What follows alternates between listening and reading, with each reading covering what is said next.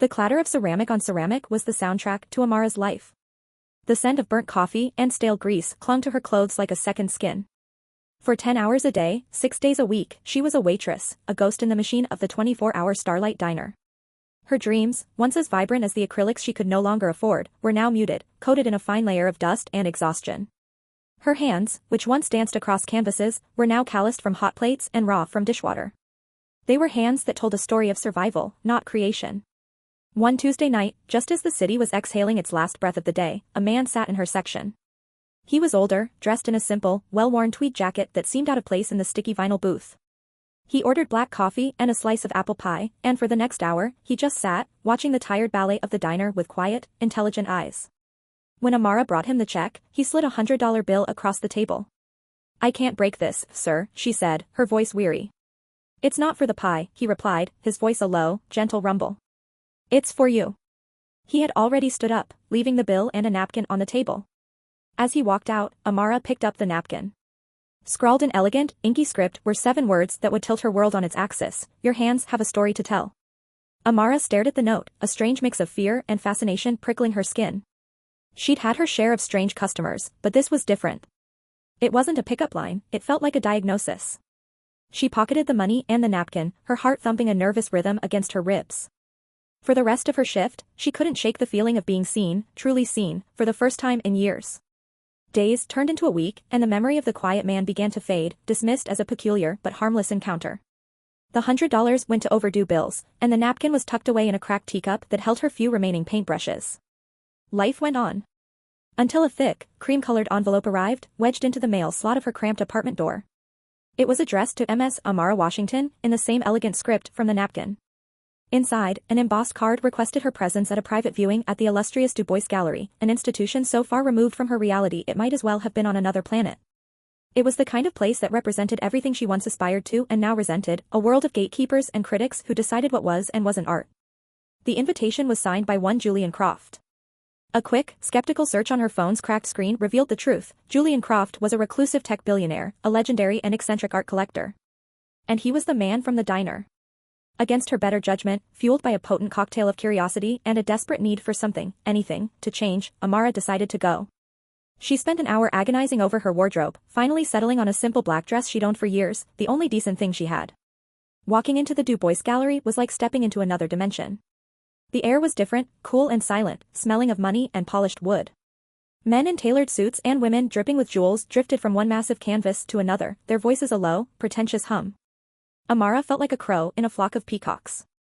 The gallery owner, a slick, silver-haired man named Mr. Du Bois, gave her a dismissive, once-over glance that made her skin crawl. He, like many in the institutional art world, was a gatekeeper, and she clearly didn't have the key. She was about to turn and flee when a familiar, gentle voice cut through the noise. "Ms. Washington. I'm so glad you came." Julian Croft stood before her, a small, genuine smile on his face. He looked just as he had in the diner, unassuming and out of place, yet he commanded the space with an effortless authority. "Mr. Croft," Amara managed, her voice barely a whisper. "I don't understand." "All in due time," he said, his eyes twinkling. "First, let me show you around.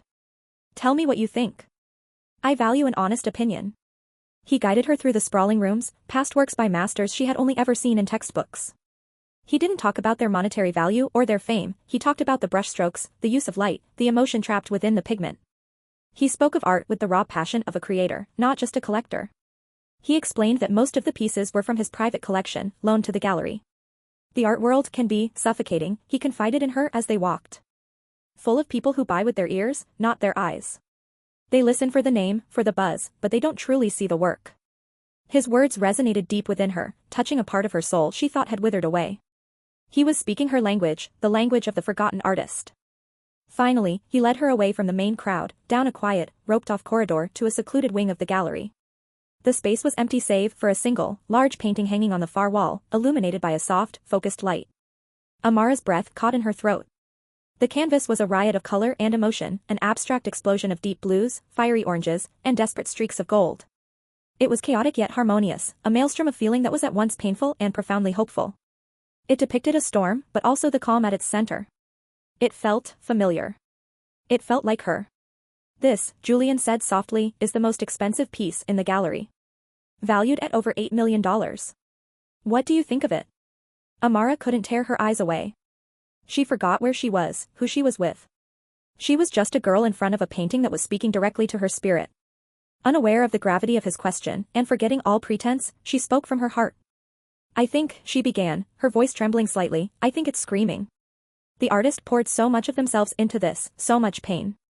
See this section here? She stepped closer, pointing to a turbulent patch of midnight blue. This is loss. It's a deep, aching void. But the way the orange and gold fight through it, that's not just hope. It's defiance. It's the refusal to be extinguished. She then pointed to a small, almost hidden detail in the bottom corner, a single, delicate brushstroke of pure white, nearly lost in the chaos. And this is the key. It's the memory of peace. The one thing that keeps the entire piece from collapsing into despair. It's the anchor. She fell silent, embarrassed by her outburst. She had just lectured a billionaire collector on a multi-million-dollar painting. She braced herself for his polite dismissal. Instead, Julian Croft's eyes were glistening with unshed tears. A profound, heart-wrenching emotion washed over his face. He took a deep breath and looked from the painting back to her. The artist's signature is on the back, he said, his voice thick with emotion. It's a simple initial. A.W. He paused, letting the silence hang in the air before delivering the final, world-altering blow. The title of the piece is Amara's Storm. The artist's full name is Amara Washington. The world tilted and went silent. The air rushed from Amara's lungs. It couldn't be. It was impossible. But it was true. She knew every brushstroke, every desperate prayer infused into that canvas. It was a piece she had painted 5 years ago in a fit of grief and fury after her father's death, a piece that captured the entire universe of her sorrow and resilience. A piece she had sold for $200 to a small-time dealer to make rent and buy her mother's medication. She never knew what became of it, assuming it was hanging in some dentist's office or, more likely, painted over. The idea that a work by an unknown artist could be so valuable seemed impossible, yet here was the proof. I don't, she stammered, her mind reeling. Just then, Mr. Du Bois appeared at the end of the corridor, his face a mask of smug condescension. He had clearly been eavesdropping. Croft, what is the meaning of this? He sneered, gesturing toward Amara. Entertaining the staff? I hope you're not taking this woman's deluded ramblings seriously. A waitress? The artist of this masterpiece? The notion is absurd. Amara flinched as if struck. The word waitress was wielded like a weapon, meant to put her back in her place. Julian Croft, who had been gazing at the painting with a soft reverence, slowly turned his head.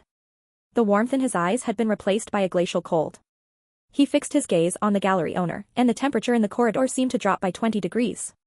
Du Bois, Julian said, his voice dangerously quiet.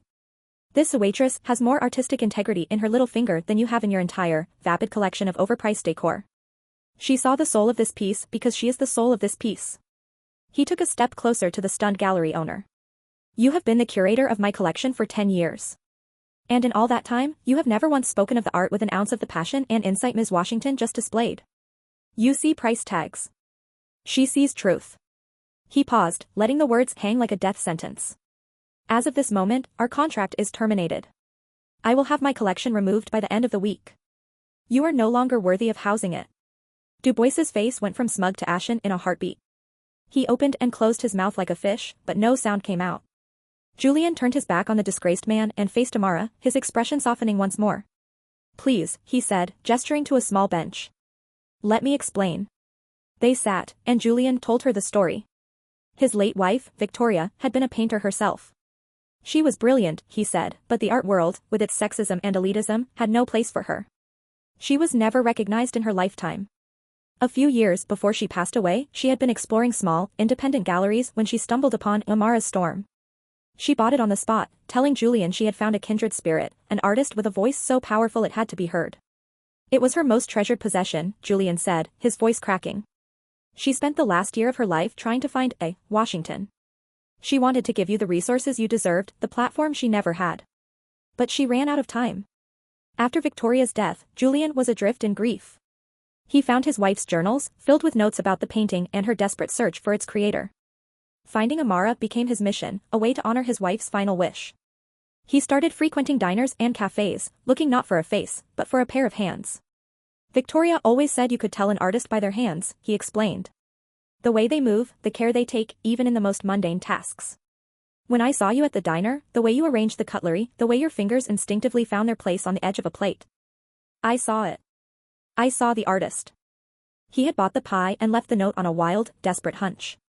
The invitation was a final, hopeful cast of the line. Amara, he said, his eyes locking onto hers, filled with a sincere, profound respect. My wife believed in you. And now, so do I. I want to offer you a full sponsorship. A studio space, all the materials you could ever need, and a living stipend. No more waiting tables. Just create. And in 1 year, we will host your first solo exhibition. I'm opening a new gallery. It will be called the Victoria Croft Gallery. Your show will be its inauguration. Tears streamed freely down Amara's face. They were tears of shock, of grief for a woman she'd never met, and of a joy so overwhelming it felt like a physical force. For the first time in a very long time, she wasn't a waitress, a daughter, or a bill payer. She was an artist. 1 year later, the Victoria Croft Gallery was a beacon of light and glass in the heart of the city's art district. The opening night was a crush of bodies, a sea of faces that included critics, collectors, and the city's cultural elite. But this time, Amara was not on the outside looking in. She was the center. Dozens of her paintings lined the pristine white walls. They were bold, vibrant, and unapologetic, each one a piece of her soul laid bare for the world to see. She stood beside Julian Croft, no longer his secret project, but his partner in this new venture. She wore a simple, elegant gown the color of burnt sienna, but under the designer fabric, her hands were still an artist's hands, faintly stained with specks of cerulean blue and cadmium yellow. Across the room, she saw her mother, her face a beautiful mask of pride and happy tears. She was healthy, radiant, and standing in a gallery dedicated to her daughter's work. At the far end of the main hall, in the place of highest honor, hung Amara's storm. It was no longer a symbol of a painful past sold for a pittance, but a testament to a journey that had come full circle. It was a story of loss, of resilience, and of the enduring belief of a woman she never knew. It was a reminder that sometimes, in the most unexpected places, a stranger can see the masterpiece you've forgotten you are. Amara looked at Julian, whose eyes were fixed on the painting, a sad, proud smile on his lips. He was seeing his wife's legacy fulfilled. Amara was no longer a waitress invited to a gallery, she was the artist who had built it. And as she looked out at the crowd, at the room buzzing with the energy of her own creation, she finally understood. Her hands had a story to tell, and tonight, the whole world was listening. If you were inspired by Amara's incredible journey, show your support by hitting that like button and be sure to subscribe for more powerful stories that prove dreams are always worth fighting for.